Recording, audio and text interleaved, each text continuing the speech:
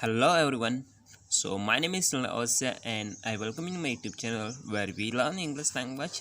And today's class we are going to learn about some different expression about spoken English language. Alright, so this is going to be our third class, and this class we are going to see present continuous tense. And before that we are going to learn about general structure of sentence pattern. And what is that? Let's explain. Okay चलिए, तो अभी हम देखने वाले हैं general structure of sentence pattern. अब ये होता क्या है और इसका कैसे इस्तेमाल करते हैं। तो देखिए, general structure of sentence pattern का मतलब होता क्या है। इसका मतलब होता है कि हम ऐसा सेंटेंस पैटर्न जो हमें सेंटेंस बनाने के बारे में जानकारी देता है। ऑलराइट, अब यहाँ पर मैंने पहले सेंटेंस को क्या किया, मैंने सेंटेंस को दो भागों में डिवाइड कर दिया। Already we have two kind of sentences, one is सकारात्मक whereas the another is negative sentence. Alright, एक तरफ हमारे पास पॉजिटिव सेंटेंस है, वेर एज हमारे पास दूसरी तरफ हमारे पास नेगेटिव सेंटेंस है। So from today in this video lecture I will be talking to you in English language so that you can understand and you can also get the habit of listening English language. All right, so I will try to speak more and more English word so that okay, एक तरफ हमारे पास positive sentence होता है और दूसरी तरफ हमारे पास नेगेटिव सेंटेंस होता है। पॉजिटिव सेंटेंस यानी कि सिंपल, आप जहाँ पे सकारात्मक बातें करते हो, सकारात्मक क्वेश्चन करते हो। ऑलराइट, अब हमारे पास सकारात्मक पॉजिटिव भी तीन टाइप्स होते हैं। एक होता है असर्टिव, एक होता है येस या नो टाइप, और एक होता है क्वेश्चन वर्ड वाला। अब देखिए, सिंपल सेंटेंस की अगर मैं बात करूँ या फिर असर्टिव की बात करूँ, असर्टिव सकारात्मक की अगर मैं बात करूँ, तो आपको ध्यान देना होगा कि ये वे शब्द वे सेंटेंस होते हैं जो सिर्फ जानकारी देते हैं।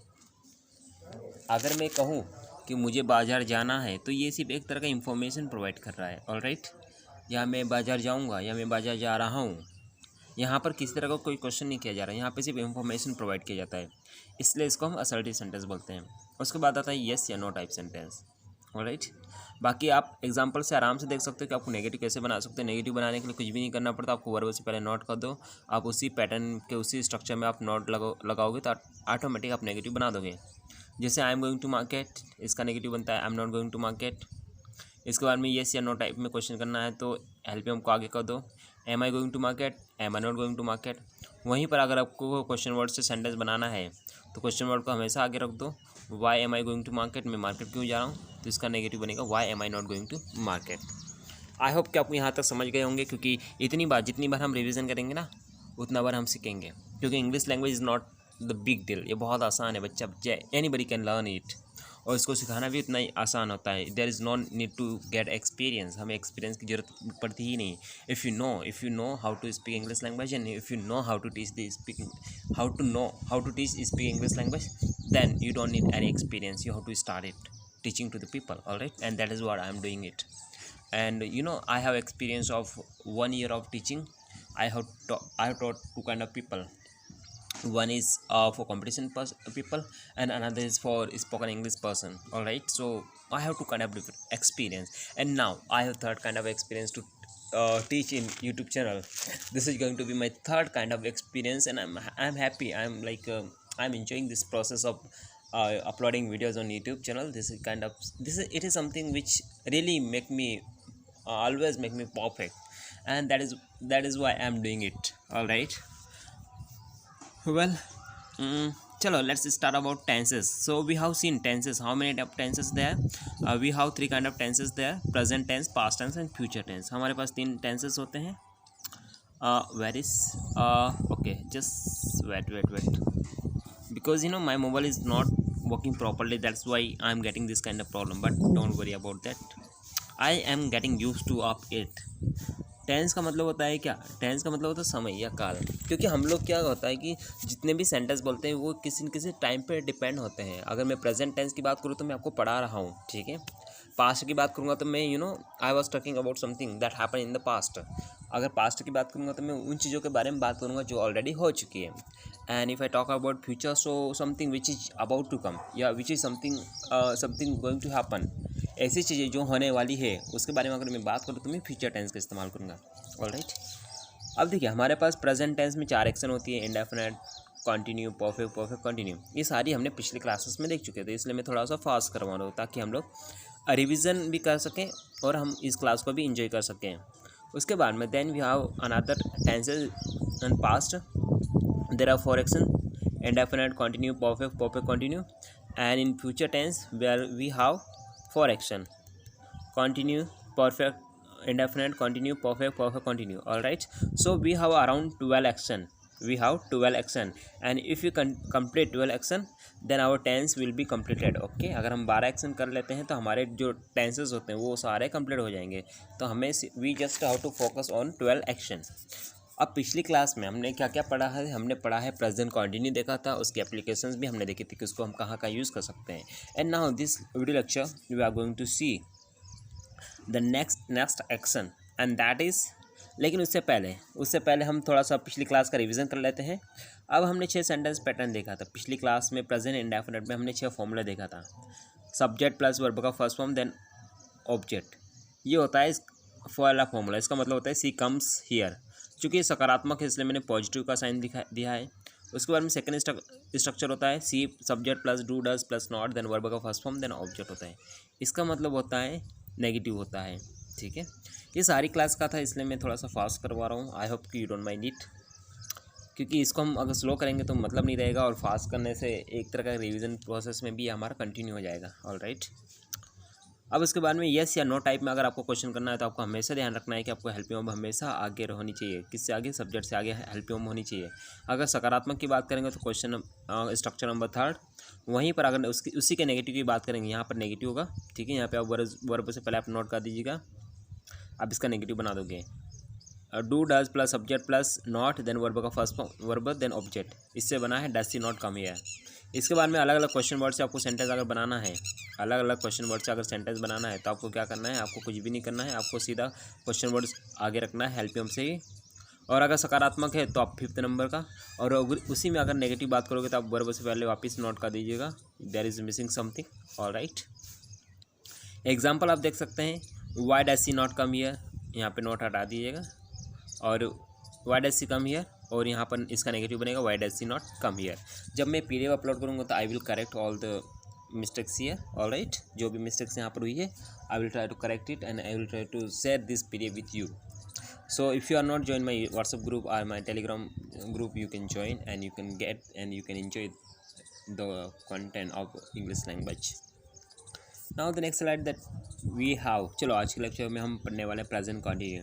लेकिन मैं पहले प्रेजेंट कंटिन्यू को एक्सप्लेन कर देता हूँ कि आखिर ये होता क्या है, why we are using this. देखिए, प्रेजेंट का मतलब क्या होता है? वर्तमान. ओके, हम जानते हैं कि हमारे पास 3 टेंस होते हैं. एक होता है ये मान लो बीता हुआ कल है, पास्ट है, that is past and that is our present. All right, और ये हमारा फ्यूचर है. ऑल राइट, प्रेजेंट हमेशा it is part of middle, ये हमेशा बीच का भाग होता है. अब मान लो आपने कोई काम यहाँ से स्टार्ट किया लेकिन आपका काम कंटिन्यू है. आपका काम कैसा है? कंटिन्यू है. आपने कोई काम स्टार्ट किया और आपका काम रनिंग प्रोसेस में. याद रखना कि आपका काम अभी ख़त्म नहीं हुआ, अभी आपका काम चल रहा है. ठीक है, तो जिस पॉइंट ऑफ टाइम की हम बात करें, मान लो इस पॉइंट ऑफ टाइम की बात करें या फिर इस पॉइंट ऑफ टाइम की बात करें, तो ये कंटिन्यू हमें दर्शाएगा. ये हमेशा कंटिन्यू दर्शाएगा कि आपका काम यहाँ पे चल रहा है. हम इसी को बोलते हैं प्रेजेंट कंटिन्यू टेंस. अब हम बात करते हैं हिंदी लैंग्वेज में. ठीक है, थोड़ा सा ये एडवांस एक्सप्लेनेशन हो गया और मैं इसी तरीके से मैं समझता हूँ चीज़ों को कि हमें कहाँ पे यूज़ करना है. ठीक है, एक और तरीके से समझ सकते हैं हम लोग जो कि बहुत बेसिक है. और देखिए मैं सिर्फ ये तरीका समझाने नहीं चाहता हूँ क्योंकि ये सबसे बुरा तरीका है इंग्लिश लैंग्वेज सीखने का, कि एक हिंदी से इंग्लिश सीखेंगे तो ये बहुत बुरा तरीका होता है. लेकिन हम उनके कॉन्सेप्ट पे जाएंगे कि हम किस तरह से इसको सीख सकते हैं, तो वो बजाय उसके बहुत शानदार रहेगा. हमें किसी से we don't how to transfer from one language to another language. All right, क्योंकि Hindi is something different language whereas English is another language. We can't have to translate with in 2 language. अब देखिए मैं बताने जा रहा हूँ हिंदी में हम कैसे ट्रांसलेट कर सकते हैं. तो जब भी आपके सेंटेंस में हिंदी के वाक्य में आपको मिलेगा रहा है, रही है या फिर रहे हैं आदि, अगर आपको शब्द दिखाई देंगे तो आप समझ जाना कि कंटिन्यू की बात कर रहा है. जैसे मैं गाना गा रहा हूँ, वह आ रही है, सीता खाना बना रही है, राहुल स्कूल जा रहा है, ये सारे हमारे कंटिन्यू के सेंटेंस हैं. यानी कि ये प्रेजेंट कंटिन्यू के सेंटेंस है और प्रेजेंट कंटिन्यू से हम इसको बना सकते हैं. आई होप कि आप समझ गए होंगे. अब चलते हैं अगली स्लाइड पे. तो देखिए यहाँ पे मैंने कुछ प्रेजेंट कंटिन्यू का डेफिनेशन भी लिख के रखा हूँ कि प्रेजेंट कंटिन्यू का संबंध वर्तमान काल से होता है। वर्तमान काल में जो भी घटनाएं होती हैं उन्हें व्यक्त करने के लिए हमें प्रेजेंट कंटिन्यू टेंस का इस्तेमाल करना पड़ेगा। फिर इसकी मैंने 2 पहचान लिखी है और दोनों पहचान बहुत खास है, आपको बहुत हेल्प करेगी कि आप कैसे प्रेजेंट कंटिन्यू के सेंटेंस को आप आसानी से पहचान पाओ। तो इसकी पहचान नंबर पहले देख लेते हैं कि यह ऐसे कामों को बताता है जो काम हमारे लगातार है। दूसरी पहचान क्या है कि हिंदी भाषा में वाक्यों के अंत में आपको दिखाई देगा रहा है, रही और रहें आदि शब्द आपको दिखाई देंगे। अब यहाँ पर हम बात करें हेल्पिंग ऑफ की। चलो सेंटेंसेस की बात कर लेते हैं। तो हमारे पास 2 सेंटेंस, मैं खाना खा रहा हूँ और दूसरा है मैं बाज़ार जा रहा हूँ। ठीक, अगर हेल्पिंग ऑफ की बात करूँ तो हमारे पास आर होगा, आर इज़ और यहाँ पर एम होगा। यह हमारे पास 3 हेल्पिंग ऑफ है, आर इज़ एम, ये हमारे पास 3 हेल्पिंग ऑफ है। और तीनों को यूज़ करने का तरीका बता देता हूँ कि जब भी अगर आपका सब्जेक्ट बहुवचन होगा तो आपको आर इस्तेमाल करना पड़ेगा, बहुवचन के साथ आप आर इस्तेमाल करोगे। और अगर आपका सब्जेक्ट मान लो एक वचन होता है तो आप इस्तेमाल करोगे इस का इस्तेमाल करोगे। और वहीं पर अगर आपका सब्जेक्ट आई होता है तो आई के साथ आप हमेशा एम का इस्तेमाल करोगे, आई के साथ आप हमेशा एम का इस्तेमाल करोगे। ये सारी बातें अगली स्लाइड में और भी हम देखने वाले हैं कि हम इसको कैसे इस्तेमाल कर सकते हैं। देखिए अब हम स्ट्रक्चर नंबर पहला पढ़ने वाले हैं, जहाँ पर हम पढ़ेंगे सेंटेंस, सिंपल सेंटेंस पढ़ेंगे और सकारात्मक पढ़ेंगे। तो आपको हमेशा याद होगा कि हम कोई भी सेंटेंस बनाते हैं तो हमारे पास फॉर्मूला होना चाहिए। सिंपल सेंटेंस का फॉर्मूला होगा subject plus helping verb plus verb plus object. ये हमारे पास एक फॉर्मूला होता है सिंपल सेंटेंस का। जैसे कि मान लो अगर मुझे कहना है कि राम स्कूल जा रहा है, तो इसमें सब्जेक्ट कौन है? राम है। और राम कैसा सब्जेक्ट है? राम एक्चुअल में एक वचन है, राम एक वचन है और एक वचन के साथ ईज लगा सकते हैं। तो देखिए हमने हेल्पिंग वर्ब में ईज लगा दिया, यहाँ पे ईज लगा दिया और उसके बाद में हमने वर्ब की जो भी फॉर्म आएगी वो हमेशा आईएनजी फॉर्म में आनी चाहिए और देन ऑब्जेक्ट। तो यहाँ पे जाने को क्या बोलते हैं? गोइंग बोलते हैं और गोइंग टू स्कूल। ऑलराइट, वह खाना खा रहा है, ही इज़ ईटिंग फूड। आपको ध्यान देना है कि इज़ आप कहाँ लगाओगे? ऐसे सब्जेक्ट जो एक वचन होते हैं, जैसे ही, सी, इट, राम, इनके साथ इज़ लगाओगे। और जहाँ पर आपके बहुवचन सब्जेक्ट होते हैं उनके साथ आप यू लगाओगे, आर लगाओगे, यू, दे, वी, बॉयज़, इनके साथ आप आर लगाओगे। और आई के साथ हमेशा एम का इस्तेमाल करोगे। ऑलराइट, वे किताब पढ़ रहे हैं, दे आर रीडिंग बुक्स। मैं क्रिकेट खेल रहा हूँ, आई के साथ हम एम लगा दिए, उसके बाद में हमने आईएनजी फॉर्म, देन उसके बाद में हमने ऑब्जेक्ट लगाया, आई एम प्लेइंग क्रिकेट। तो आई होप कि आप यहाँ तक समझ गए होंगे। अब हम इसके सेंटेंसेस देखने वाले हैं।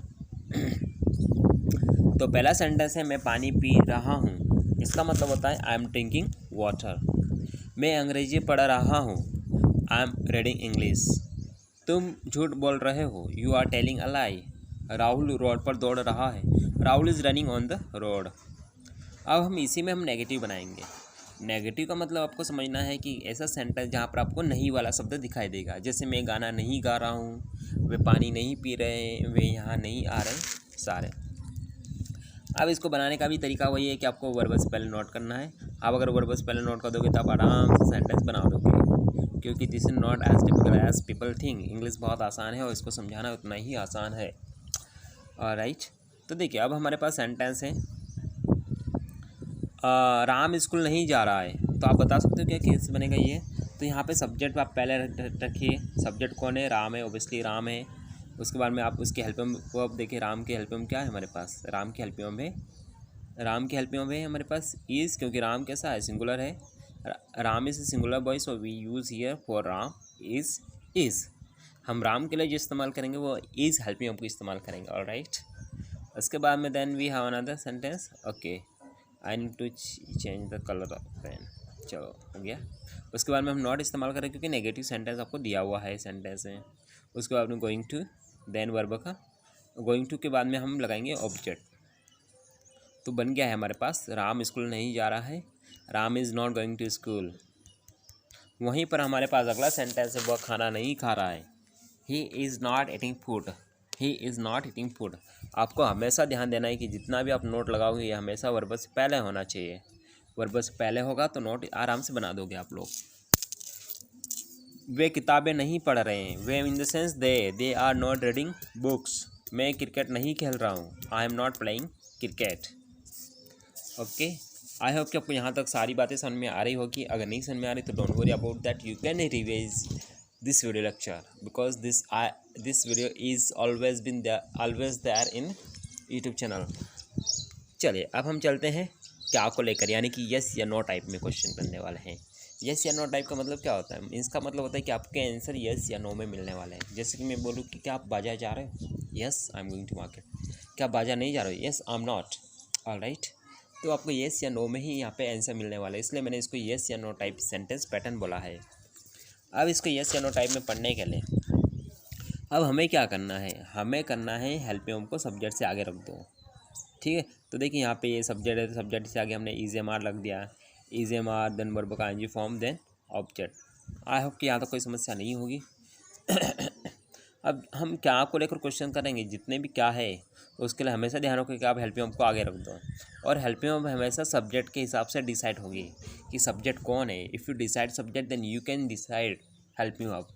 Alright, without subject you can not decide any verb, any helping verb. अब देखिए हमारे पास है पहला सेंटेंस, राम स्कूल जा रहा है। Ram is going to school. Ram is going to school. वह खाना खा रहा है। क्या वह खाना खा रहा है? Is he eating food. Is he eating food. क्या वे किताबें पढ़ रहे हैं? Are the reading books. देखो यहाँ पे दे है तो हमने दे के हिसाब से हेल्पिंग वर्ब आर लगा दिया। Are the reading books. Alright, क्या मैं क्रिकेट खेल रहा हूँ? Am I playing cricket. Am I playing cricket. आपको ध्यान देना है कि हम जो भी हेल्पिंग वर्ब का इस्तेमाल कर रहे हैं वो इस सब्जेक्ट यहाँ पर आपको दी हुई है, इस बॉक्स में आपको मिल जाएगी। आप यहाँ से आराम से देख सकते हैं और सब्जेक्ट चूज़ कर सकते हो।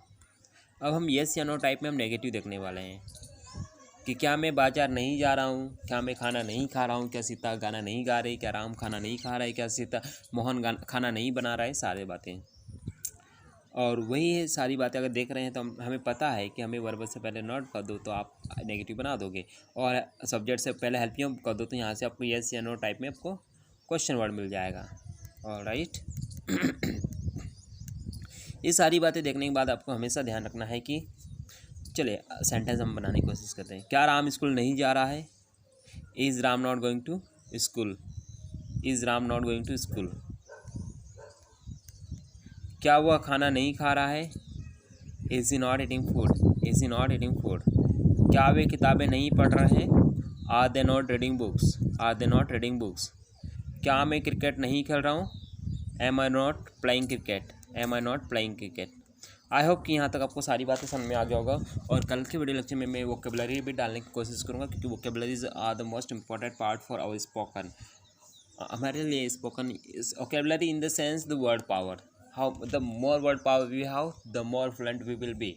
जितना ज़्यादा वर्ड पावर हमारे पास होगा उतना ज़्यादा हम परफेक्ट होंगे। तो मैं in the next video I will try to add some vocabulary. Alright, चलिए अभी हमने यस या नो टाइप में भी देख लिया। अब हम देखने वाले हैं क्वेश्चन वर्ड से। अलग अलग क्वेश्चन वर्ड से हम कैसे क्वेश्चन कर सकते हैं।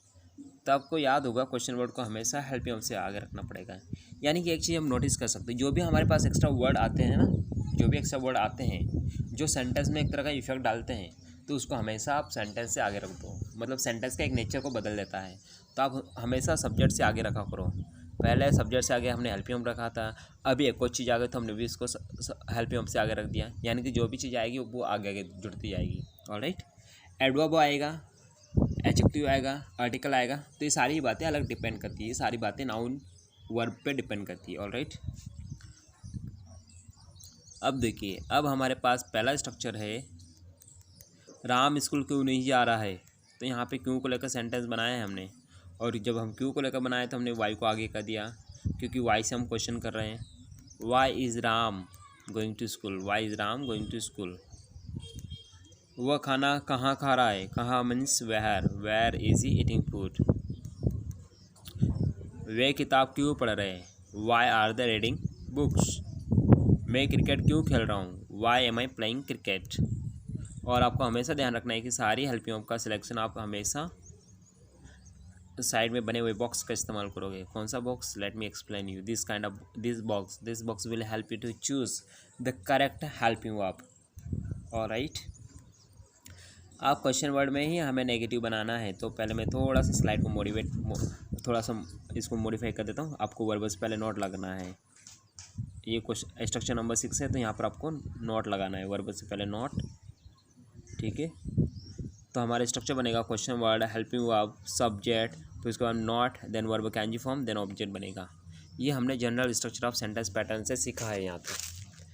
अब क्वेश्चन इसके सेंटेंस देखते हैं। राम स्कूल क्यों नहीं जा रहा है? Why is Ram not going to school? Why is Ram not going to school? वह खाना क्यों नहीं खा रहा है? वह खाना कहाँ नहीं खा रहा? Where is he not eating food? वे किताबें क्यों नहीं पढ़ रहे? Why are they not reading books? मैं क्रिकेट क्यों नहीं खेल रहा हूँ? Why am I not playing cricket?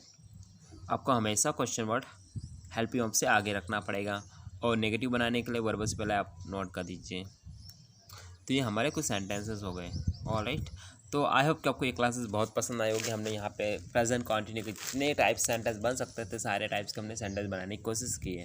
अब नेक्स्ट स्लाइड में हम बात करेंगे, इन सभी सेंटेंस को हम एक साथ प्रैक्टिस करने वाले हैं। तो हमारे साथ पास है प्लूरल सब्जेक्ट है, जहाँ पर पहला सेंटेंस है आई एम प्लेइंग क्रिकेट, मैं क्रिकेट खेल रहा हूँ। इसका मैंने नेगेटिव बनाया, आई एम नॉट प्लेइंग क्रिकेट। अब हमारे पास येस या नो टाइप में क्वेश्चन है, एम आई प्लेइंग क्रिकेट, क्या मैं क्रिकेट खेल रहा हूँ? इसी का नेगेटिव है am I not playing cricket. उसके बाद हमारे पास अलग अलग क्वेश्चन वर्ड से हैं, why am I playing cricket, मैं क्रिकेट क्यों खेल रहा हूँ? इसी का नेगेटिव है why am I not playing cricket. Alright, चलिए अब हम सिंगुलर की बात कर लेते हैं। She is playing cricket, she is not playing cricket, is she playing cricket, is she not playing cricket, why is she playing cricket, why is she not playing cricket. अब आपको क्या करना है, you have to like, share and subscribe my YouTube channel. Alright, और आप कोशिश करो कि आप ज़्यादा से ज़्यादा इसको लाइक करो, क्योंकि आई हैव सीन कि आप लोग वीडियो तो वॉच करते हो लेकिन आप लाइक नहीं करते हो। लाइक नहीं करने से प्रॉब्लम ये होगा कि मेरा जो वीडियो होगा वो उतना ज़्यादा ग्रोथ नहीं करेगा, और ग्रोथ करने के लिए मुझे आपके लाइक्स की ज़रूरत है। Likes mean something you are caring about me. Okay, sharing is caring, we all know that. तो आपको क्या करना है, आपको इस वीडियो को लाइक करना है, उसके बाद में आपको शेयर भी करना है, और अगर आपने सब्सक्राइब नहीं किया तो आप सब्सक्राइब भी कर सकते हैं, और अपने दोस्तों के साथ आप शेयर भी कर सकते हैं। और जिसको भी PDF चाहिए, anybody want to get PDF, so they can message me at my number is, let me explain you. Okay, so मेरा नंबर है 8982595200। this is my number, this is my telephone number and you can WhatsApp me in this number, I will send you PDF। Alright, और मेरा एक खुद का WhatsApp group है, जहाँ आपको जिसको आप ज्वाइन करना है तो आप मुझे इस नंबर पे मैसेज कर सकते हो। मैं आपको उस ग्रुप में ज्वाइन कर सकता हूँ जहाँ पे मैं डेली PDF अपलोड करता हूँ। Alright, so guys we will meet on the next video, till then bye bye, have good day. और आपको इसको वीडियो को शेयर करना है। So bye bye, have good day.